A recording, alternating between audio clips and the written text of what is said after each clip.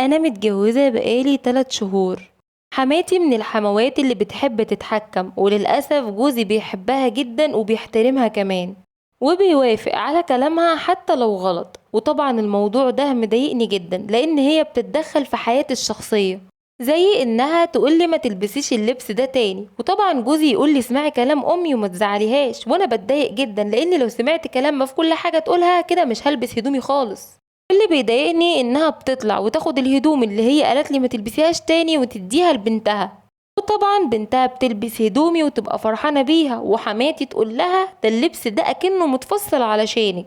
كلمت امي وحكيت لها على اللي بيحصل معايا. امي قالت لي ما تسمحيش بالمهزلة دي تاني، ووقفي جوزك عند حد وقولي له دي حاجتي وانا حرة فيها ومحدش ليه انه يتحكم فيا.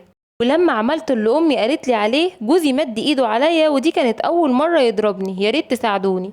أنا مخطوبة بقالي كام شهر، وأنا من عيلة ما بتحبش تطول في الخطوبة، يعني 3 4 شهور بالكتير وبعد كده اتجوز. اللي لاحظته إن خطيبي ماسك شوية من يوم ما خطبني، وهو بيجيب لي كيسين فاكهة، وكل مرة يجي لازم كيسين الفاكهة دول يجوا ما بيغيرهمش خالص. لما اشتكيت لأمي قالت لي عادي يا حبيبتي، ممكن ظروفه تكون صعبة، وطبعا قعدت تخترع في مبررات قد كده.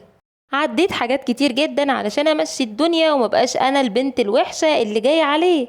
يجي العيد علينا ما يجيبليش اي هدية ولا حتى يعيد عليا، ولما عيد ميلادي يجي برضه ما بيعبرنيش ويقولي ده حرام.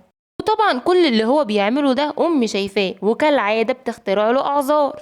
لحد ما جه اليوم اللي خلاص خلاني جبت اخري فيه. المفروض كنت هعمل حمام مغربي علشان خلاص قربنا نتجوز، وطبعا هو اللي هيدفع رفض وقال لي لأ مش مهم. وانا دلوقتي عندي احساس اني لو اتجوزت هرمي نفسي في النار. ابن خالي متجوز بس للأسف مراته مش بتخلف. كشفوا كتير جدا، ولما عرف ان العيب من مراته ابن خالي خدها وسافر بيها بره علشان يعالجها، بس برضه مفيش نصيب ان هما يخلفوا من بعض. مرت سنة على الأحداث دي، وجه لقيته بيكلمني وبيقول لي بصي يا بنت الحلال، انت عارفة اني بحب مراتي؟ قلت له ايوه عارفة، وانتي بنت خالي الوحيدة، وطبعا ابوكي متوفي وملكيش اي حد، وانتي قاعدة مع مرات ابوكي حاليا.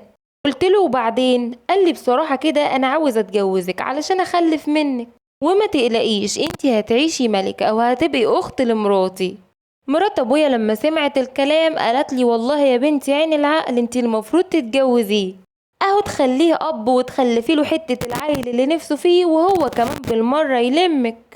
ما بقتش عارفة ارد اقول ايه، بس من ساعة ما قال لي الكلام ده وهو مهتم بيا جدا وبيديني كل فترة فلوس، ده غير المعاملة الحلوة. يا ريت تقولوا لي اعمل ايه.